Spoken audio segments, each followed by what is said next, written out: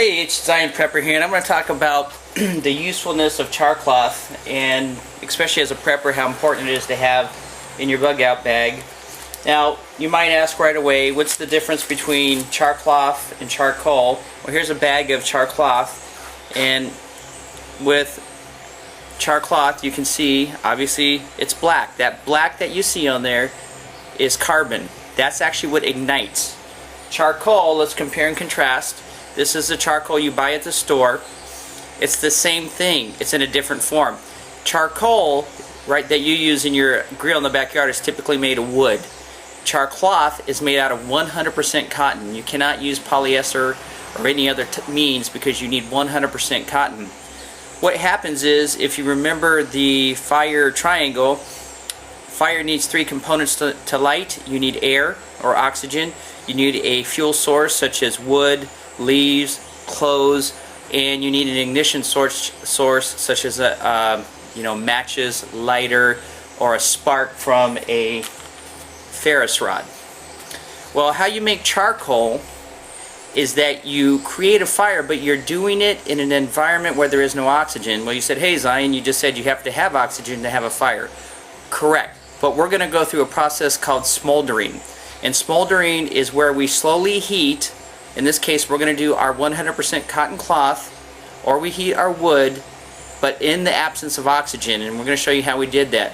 We came about because of this, because Hillbillies in the Bush, a good friend of mine, an AJ prepper, sent me some char cloth, and I had never used it before, and this was, I don't know, well over a year ago.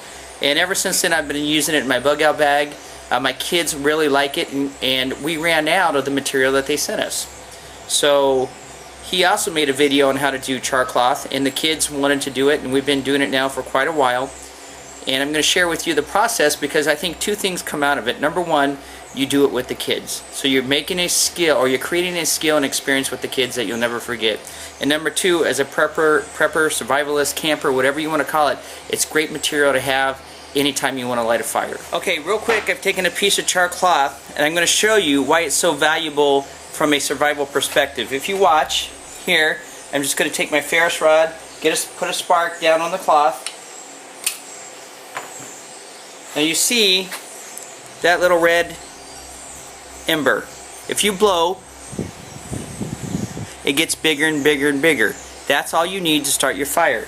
You take something such as, I'm going to be using twine here. You put it, it's called a bird's nest, and you put it in that twine and you fold it. Get this out of the way. I've got a cup. I'm going to put the fire out because I'm getting rid of the oxygen the fire was out. And you just kind of fold it in.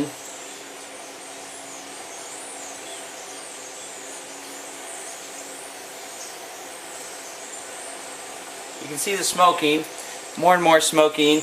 I'm going to stop at that stage because it will actually ignite. So if I keep blowing, it's going to ignite this. This is twine you buy in a farm and fleet store.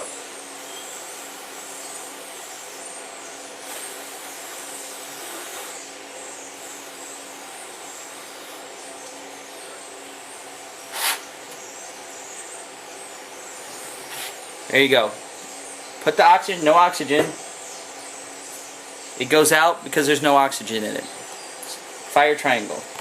Alright, here's how you do it. You can see my daughter, she's actually that's actually got polyester in it, that blanket. And what I wanted them to do was experiment with different types of material to see why or why not the material would work.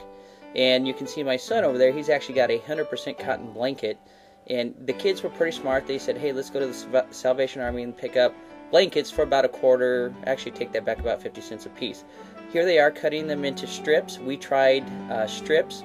We tried cutting the strips into smaller pieces when we put it on our ember fire, and all of it worked. Now the key to getting this done is to make sure you have 100% cotton. We tried different material, it does not work, we just were curious to see. You gotta find a box then, a metal box that does not allow oxygen into it. We had 2 empty first aid kits, as you can see here, and it worked well. I also used tin foil, as you can see on the right hand side, to make sure no oxygen got in, and it did work. It will smoke like you're seeing there, but once that smoking is done, open it up and it should be black. If it's still brown, put it on the embers. Do not use an open flame. Thanks for watching.